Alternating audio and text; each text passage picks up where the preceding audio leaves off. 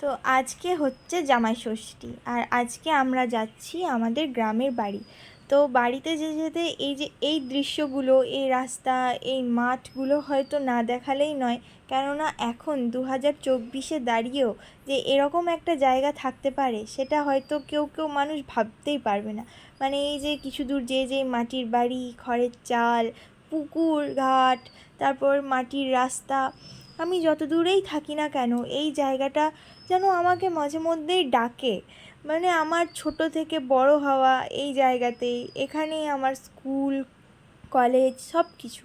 তো আজকের দিনে আমার মা কাকিমণিরা অনেক ব্যস্ত ছিল। তো আমার না অনেক বড় জয়েন্ট ফ্যামিলি, কখনো দেখাবো আপনাদের।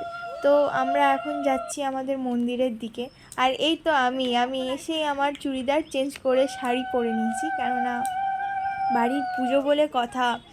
তো যাচ্ছি রাস্তায়, তো মাটির রাস্তা, দুপাশে পুকুর, সবুজে সবুজে এত গাছ, মানে দেখে আমার এত আনন্দ লাগছিল।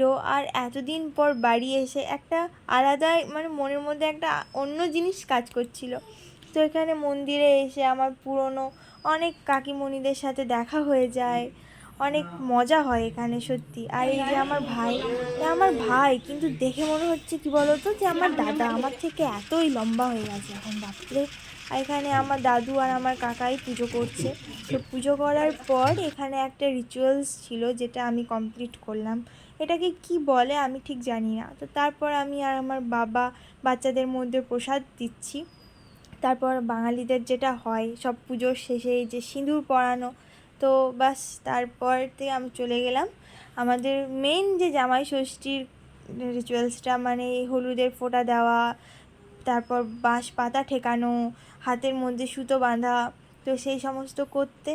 আর ধীরে ধীরে আমার মা প্রথমে ওকে করছে, তারপর আমাকে করবে। আর মাঝখানে দেখো আমার ছোট্ট বাচ্চাটা কি সুন্দর বসে বসে হাসছে। ওকে, ওর সাথে না, ওকে দেখতেই বেশ মজা লাগছে বলো।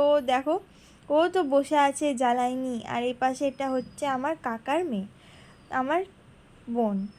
তো এবার আমার পালা, আমার মা আমাকে করবে। আর এই যে ওর দুষ্টুমিও শুরু হয়ে গেল, ও ওই পুজোর থালাটা ধরে টানবে। তো আমার মা প্রথমে আমাকে টিপ পরালো। আর সেদিন যা গরম ছিল, বাপরে বাপরে, মনে হচ্ছিল না যে বসে থাকি। তাতে আবার এত সেজেগুজে, আমি তো চুলটা পুরো ওপরে তুলে দিয়েছিলাম, মানে চুল খুলে থাকার মতন অবস্থাই ছিল না। আর আমার মাও পুরো একদম ঘেমে স্নান করে নিয়েছে। আর এই যে আমাকেও বাঁশ পাতা ঠেকানো হলো মাথায়। তো আমরা রিচুয়ালসটা কমপ্লিট করি। তোমরা একটা লাইক করে দাও।